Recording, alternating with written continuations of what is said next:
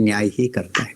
संसार के यहाँ पे हमारे को दिखाई पड़ता है अन्याय हो जाता है। सुप्रीम कोर्ट का जज भी क्यों ना हो, बड़े से बड़ा जज क्यों ना हो, मजिस्ट्रेट क्यों ना हो, बिक जाता है, फैक्ट्स ट्विस्टेड हो जाते हैं। लेकिन परमेश्वर के यहाँ पर कोई भी फैक्ट्स ट्विस्टेड नहीं होता, उसको कोई दबा नहीं सकता, उसके न्याय को कोई मेट नहीं सकता। तो अब यहाँ पे एक प्रश्न पैदा होता है, जब उसका न्याय परिपूर्ण है तो जब जीवन में दुख मिलता है तो हम शिकायत क्यों करें? तो जब उसका न्याय परिपूर्ण है, जीवन में दुख मिलता है, हम शिकायत करते हैं, तो यह हमारी अश्रद्धा का परिचायक है, अश्रद्धा का प्रतीक।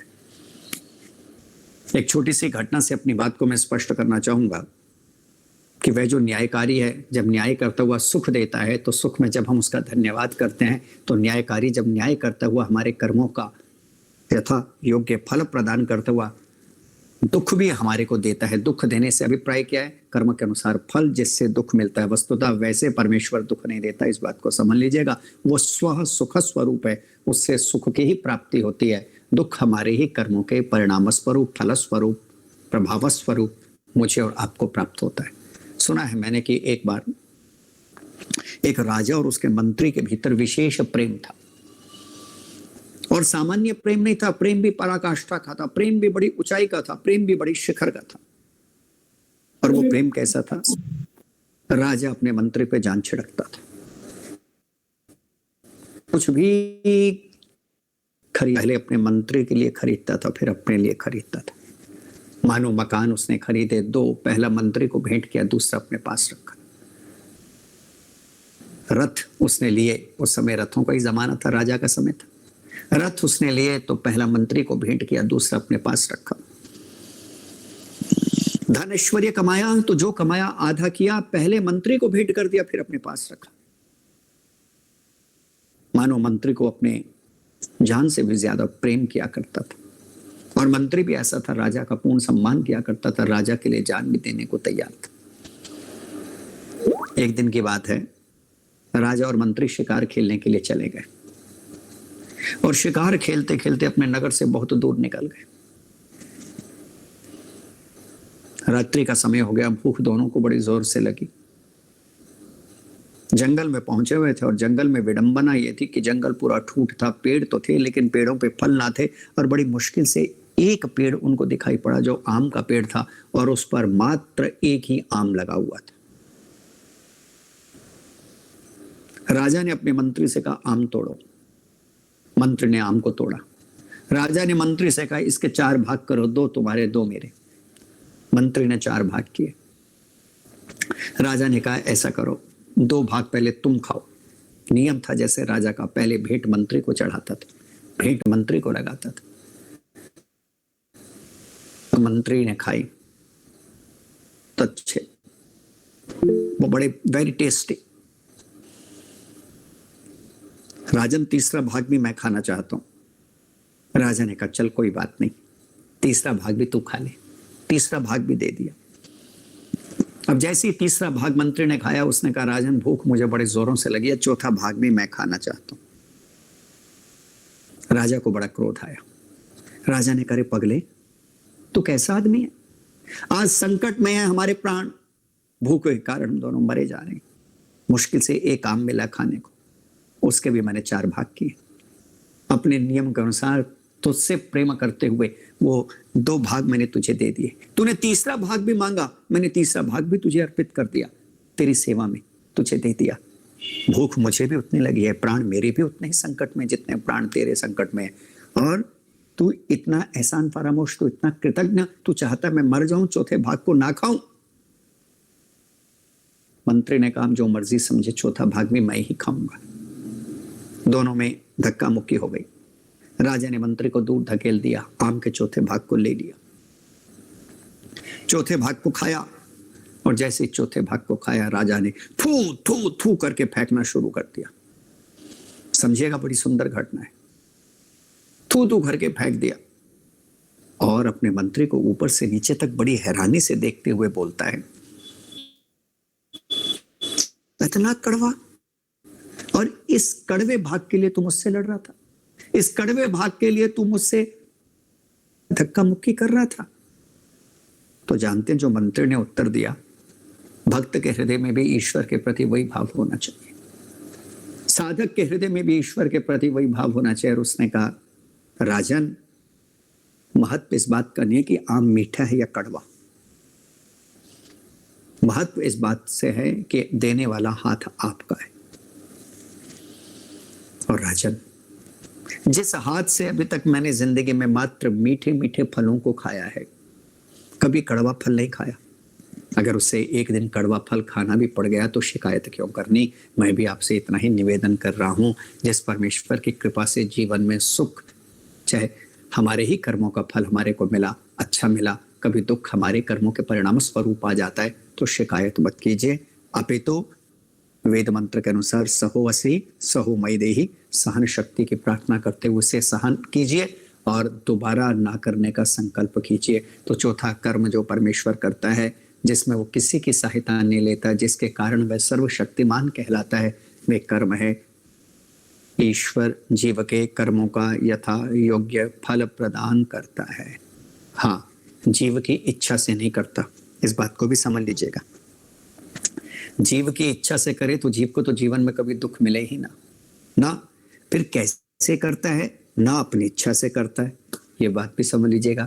फिर कैसे करता है? ये बिल्कुल वैसे है जैसे एक बच्चे ने पेपर किया, अपनी इच्छा से उसे पास नहीं कर सकता। एक टीचर अपनी इच्छा से उसे फेल नहीं कर सकता। केवल और केवल क्या हो सकता है? जैसा पेपर है वैसे मार्किंग हो सकती है। ठीक इसी प्रकार परमेश्वर भी है।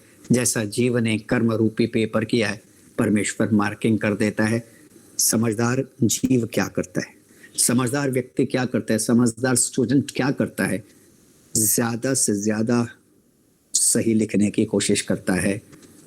उसे पता है सही लिखूंगा तो मार्क्स अच्छे मिलेंगे, पास हो जाऊंगा, गलत लिखूंगा फेल हो जाऊंगा। ऐसे ही जीव को भी चाहिए अधिकतम अपने इस जीवन में पुण्य कर्मों को करने की कोशिश करे, निष्काम कर्मों को करने की कोशिश करे।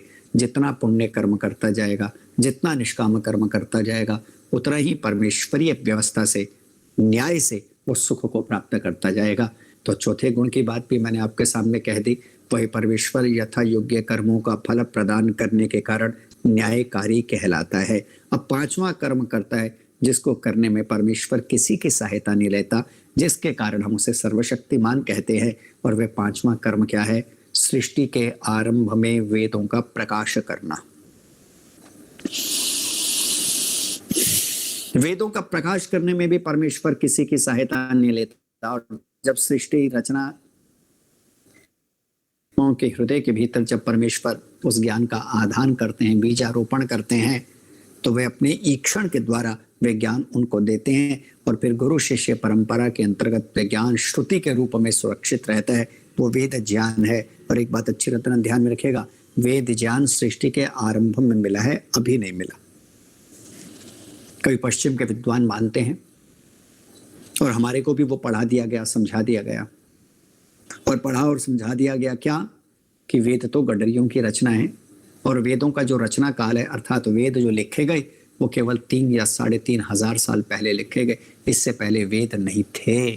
तो प्रियात्मन कहना चाहूंगा, ये अनारियों की धारणा है, ये दस्युओं की धारणा है, ये गलत धारणा है। ये धारणा हमारे उज्जवल साहित्य को कलंकित करने की धारणा है। अपितु वेद तो सृष्टि के प्रारंभ में ही परमेश्वर ने दिए, और बिल्कुल ऐसे दिए जैसे कोई कंपनी अपने प्रोडक्ट को जब लॉन्च करती है तो साथ में एक बुकलेट भी देती है कि how to use it, guarantee और वारंटी के साथ। ठीक इसी प्रकार परमेश्वर भी अपने प्रोडक्ट इस संसार को जब लॉन्च करता है तो लॉन्चिंग के समय वेद के रूप में वह एक बुकलेट भी देता है, जिसमें वो स्पष्ट कर देता है इस संसार में रहना किस तरह, इस संसार का उपयोग करना किस तरह, इस संसार को कैसे बनाया, क्यों बनाया, किसके लिए बनाया, सारा का सारा कर देता है। तो सृष्टि के आरंभ में ही करता है। ऋषि दयानंद सरस्वती महाराज ने ऋग्वेद आदि भाष्य भूमिका के भीतर इसका वर्णन किया। किसी ने पूछा वेदों का प्रकाश ईश्वर ने कब किया? सृष्टि के आरंभ में, कि मध्य में क्यों ना किया? तो ऋषिवर तर्क देते हैं, मध्य तक जीव कैसे ज्ञान को प्राप्त करता। और एक बात अच्छी तरह ध्यान में रख लीजिएगा, अगर वेद ना होते तो मनुष्य अज्ञानी, मूर्ख, निपट मूर्ख रह जाता। वेद से ही ज्ञान की गंगा प्रवाहित हुई है। वेद के 4 बड़े प्रसिद्ध अर्थ हैं।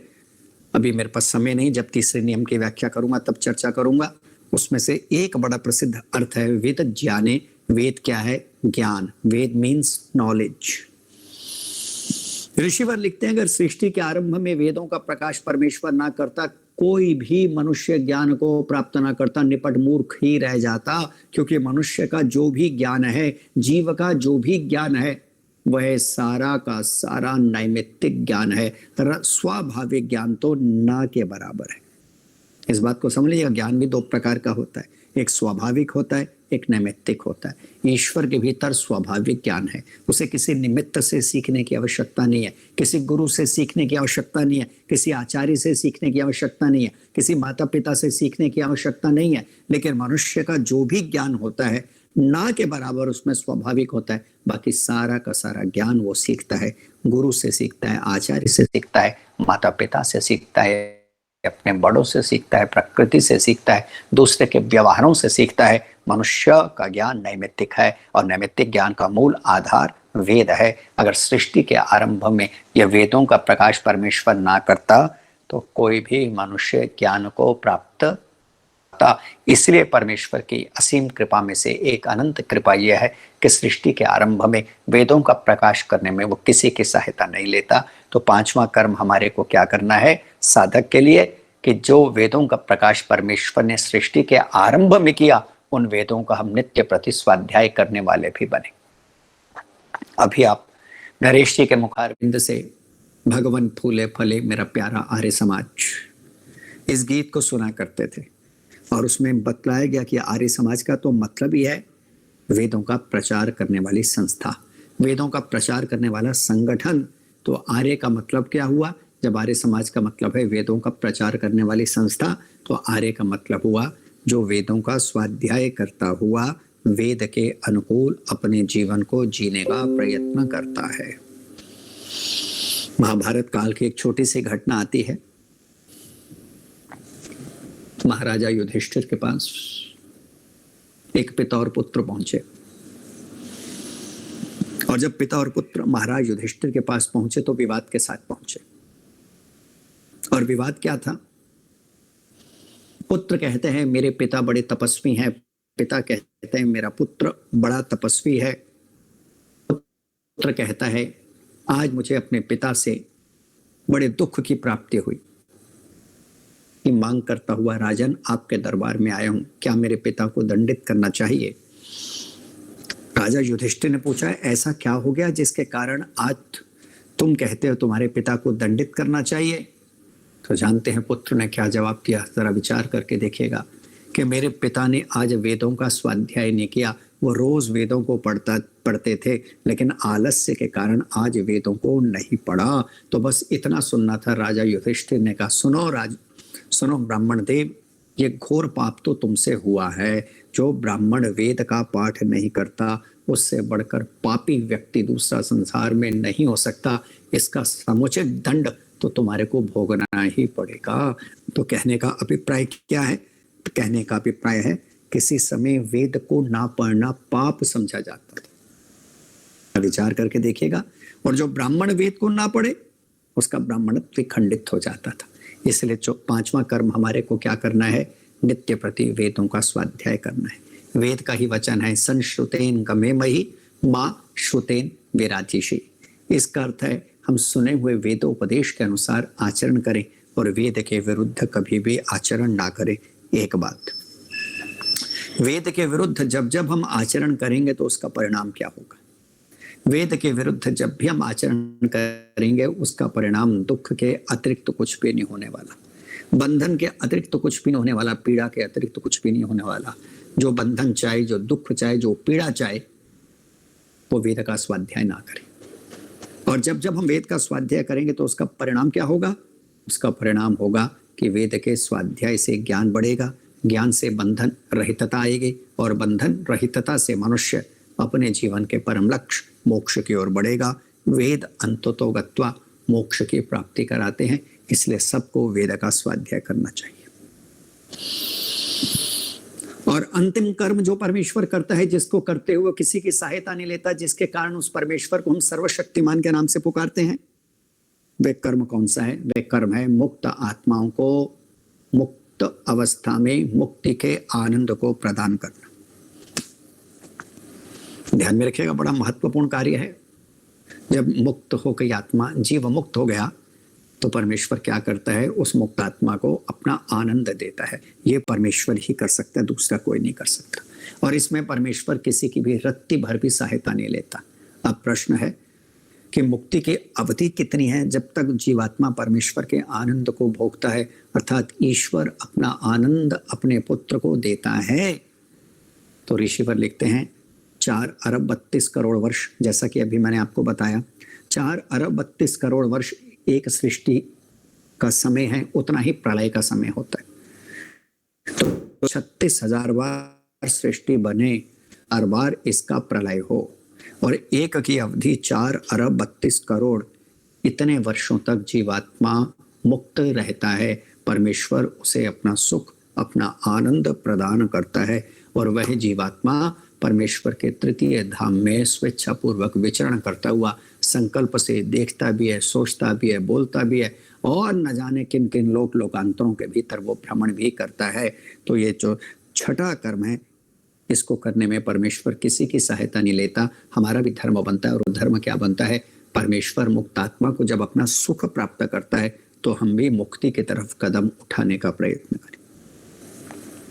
हम भी अपने जीवन का ध्येय बनाएं, हम भी अपने जीवन का लक्ष्य बनाएं, और वो ध्येय और लक्ष्य हमारे जीवन का क्या होना चाहिए? कि मुझे मुक्ति को प्राप्त करना है। एक बात अच्छी तरह ध्यान में रखिएगा, कह देता हूं, जिस प्रकार नदी का जन्म सागर के लिए है, मेरे शब्दों पे ध्यान रखिएगा, जिस प्रकार नदी का जन्म सागर के लिए है, और जब तक वो सागर को प्राप्त नहीं करती अतृप्त रहती है, अनेक प्रकार की आवाजों से युक्त रहती है। मानो चिल्ला रही हो, मानो कह रही हो, सागर तुम मेरे प्राण हो, तुम मेरे प्रियतम हो, और जब तक मैं तुम्हें प्राप्त ना कर लूंगी शांति से बैठने वाली नहीं, जब तक मैं तुम्हें प्राप्त ना कर लूंगी तृप्त होने वाली नहीं, जब तक मैं तुम्हें प्राप्त ना कर लूंगी आनंदित होने वाली नहीं। बस ठीक इसी प्रकार जीव भी उस परमेश्वर को प्राप्त करने के लिए पैदा हुआ है। नदी भटकती है, नदी टूटती है, नदी धाराओं में बढ़ती है, नदी सूख भी जाती है, समाप्त भी हो जाती है, लेकिन फिर भी बहती बहती बहती बहती रहती है, और एक समय आता कि वो सागर में मिल ही जाती है। ठीक इसी प्रकार जीवात्मा एक जन्म में मनुष्य देह, फिर पशु योनि, फिर बारंबार, और ये यात्रा चलती रहती है, और एक समय आ ही जाता है। और वह समय कब आ जाता है? नदी सागर में मिल जाती है। एक समय आ ही जाता है पुत्र को पिता की गोद मिल जाती है। एक समय आ ही जाता है कि शिष्य गुरु की गोद में बैठ जाता है। एक समय आ ही जाता है जन्म मरण का वह चक्र समाप्त हो जाता है, और जब वह जन्म मरण का चक्र समाप्त हो जाता है तो परमेश्वर अपना सुख बरसाता है, आनंद बरसाता है, और उस मुक्ति काल में जीवात्मा को अपना सुख भी परमेश्वर देता है। तो हमारे को क्या करना है? मुक्ति के लिए प्रयत्न करने का, बारंबार यत्न करना है। एक दिन भी ऐसा ना जाए जब हम वेद पाठ ना करें, एक दिन भी ऐसा ना जाए जब हम गायत्री पाठ ना करें, एक दिन भी ऐसा ना जाए जब हम ओम का उच्चारण और ध्यान ना करें। कारण क्या है? ये सारे के सारे जितने साधन है, ओम का ध्यान करना, वेद का पढ़ना, गायत्री का स्मरण करना, उत्तम कर्म करना, ये सारे के सारे मुक्ति के साधन है। ये सारे के सारे परमेश्वर को प्राप्त करने के आधार हैं, ये सारे के सारे परमेश्वर को प्राप्त करने के साधन है। तो परमेश्वर को इस दृष्टि से हम सर्वशक्तिमान के नाम से पुकारते हैं। तो पिछले 3 दिनों के भीतर आर्य समाज के कुछ नियमों के बारे में संक्षेप में व्याख्या करता हुआ मैंने आपके सामने कुछ कहने का प्रयत्न किया। शक्तिमान और न्यायकारी 2 गुणों की बात मैंने आपके सामने कही है। सर्वशक्तिमान वे परमेश्वर है, उसके सर्वशक्तिमत्ता का अनुभव करते हुए अपनी अल्पज्यता का हम बोध करें और अपने अहंकार को छोड़ने का प्रयत्न करें। और दूसरी बात, जिन कर्मों को करने में परमेश्वर किसी की सहायता नहीं लेता, उन कर्मों को देखते हुए हम उसे भी अपने जीवन में उतारने का प्रयत्न करें। आज इतना ही, समय लगभग समाप्ति की ओर है। मैं अपनी वाणी को विराम देता हूँ। विराम से पूर्व मैं आपका धन्यवाद करता हूँ कि आपने 3 दिनों तक मेरी बातों को बड़ी शांति से सुना है। अब अगले मास फिर दर्शन होंगे, फिर किसी विषय को आधार बनाते हुए आपके समक्ष चर्चा करने का प्रयत्न करेंगे। पुनः सब आर्य सज्जनों का धन्यवाद। कोरोना का समय चल रहा है, विकट परिस्थितियां हैं, घातक परिस्थितियां हैं, बदहाल और बेहाल करने वाली स्थितियां हैं। खुद भी अपना ध्यान रखें, परिवार का ध्यान रखें। भगवान करे सर्वे भवन्तु सुखिनः, सर्वे सन्तु निरामया, सर्वे भद्राणि पश्यन्तु मां कश्चित् दुःख भाग् भवेत्। सब सुखी हों, स्वस्थ हों, प्रसन्न हों, आनंदित हो। इन्हीं शुभाकांक्षाओं के साथ आप सबका धन्यवाद। ओम शांति शांति शांति। आचार्य जी नमस्ते। आचार्य जी का बहुत ही सुंदर प्रवचन आज आपने दिया। अगले महीने ये कार्यक्रम हमारा 26, 27 और 28 मई को बुधवार, बृहस्पतिवार और शुक्रवार को होगा। तो मैं सभी को इसके लिए आमंत्रित करता हूँ और जितने भी आज इस कार्यक्रम में जुड़े हैं देश से या विदेश से, धन्यवाद करूंगा। और अब मैं श्री जितेंद्र तायल जी से वो आए, आचार्य जी का धन्यवाद करें और साथ में शांति बताएं। श्री जितेंद्र तायल जी। सभी को सादर नमस्ते। आदरणीय आचार्य जी को नमस्ते। सभा में उपस्थित सभी विद्वत जनों को, सभी उपस्थित श्रोताओं को, सभी को सादर नमस्ते। ये बहुत सुंदर चर्चा आचार्य जी के माध्यम से वैदिक चेतना मंच के तत्वावधान में यह चल रही है और 3 दिन का प्रत्येक माह यह कार्यक्रम रहता है और बहुत ही सुंदर ज्ञानवर्धक चर्चा इसके अंदर रहती है। आचार्य जी विगत कुछ सप्ताह से आर्य समाज के नियमों पर बहुत ही सुंदर चर्चा कर रहे हैं और सर्वशक्तिमान और न्यायकारी के संबंध में आज आचार्य जी ने विस्तार से बताया। आइए हम सभी, जैसा कि आचार्य जी कह रहे थे, संश्रुतेन गमे मही मां श्रुतेन विरादिशि, हम जो सुना है उस सदुपदेश के अनुकूल अपने जीवन को बनाने का प्रयास करें और वेद ज्ञान से कभी भी अलग ना हो, पृथक ना हो, इसी को अपने जीवन का लक्ष्य बनाते हुए। आइए, बहुत विकट परिस्थितियां हैं, कोरोना के कारण बहुत सारे लोग हमसे बिछड़ रहे हैं और व्हाट्सएप पर हम देखते हैं कि उसमें कितने सारे शोक संदेश आते रहते हैं। आर्य समाज को भी बहुत भारी क्षति इस दौरान हुई है।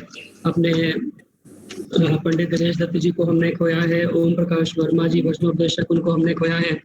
गुरुकुल गौतम नगर के स्नातक, उड़ीसा के जो नरसिंहनाथ गुरुकुल के सुयोग्य आचार्य श्री बुद्धदेव जी को हमने खोया है। पद्मिनी गुरुकुल चित्तौड़गढ़ की सीमा आर्या जी को हमने खोया है। आचार्य रामपाल शास्त्री जी विद्या भास्कर, उनको हमने खोया थी। आचार्य जी के पिताजी हमारे मध्य में नहीं रहे। वेद प्रकाश श्रोत्रिय जी की माता जी को हमने विगत दिनों में खोया है।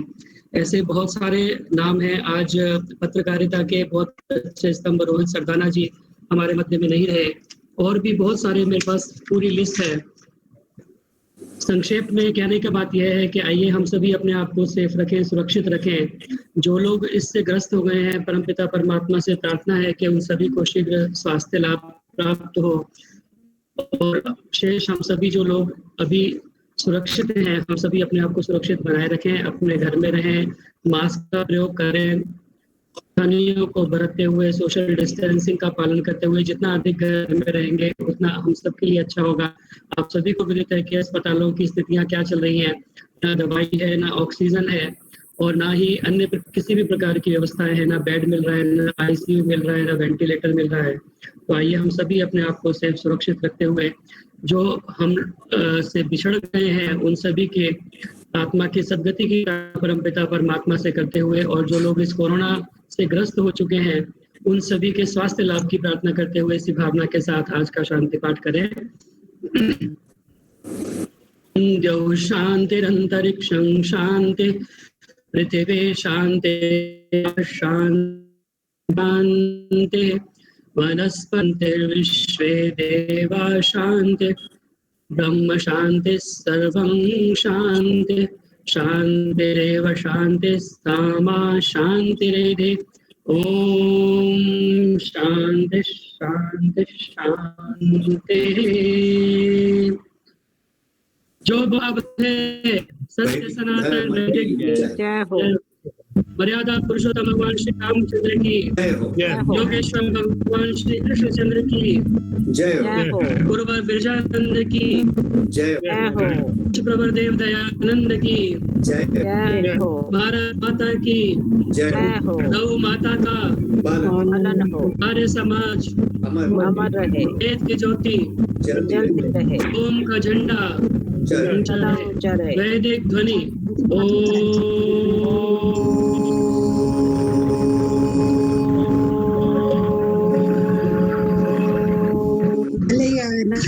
हार्दिक अभिवादन, नमस्ते। सादर नमस्ते। सभी को नमस्ते। धन्यवाद जितेंद्र जी। धन्यवाद। नमस्ते कमला जी, नमस्ते। जी चले वेदों के रास्ते जी, धन्यवाद। कमला भाभी जी, नमस्ते। नमस्ते राजू जी। नमस्ते रचना जी। ठीक हूँ। नमस्ते। बैठकर पहले से कमला हाँ जी, जी नमस्ते। बैठो। चलिए आगे आगे। नरेश जी का बहुत बहुत धन्यवाद, इतना सुंदर संयोजन करते हैं। बिल्कुल जी, ये कहाँ चले गए? यही है भी गए सामने दिखाई दे रहे हैं।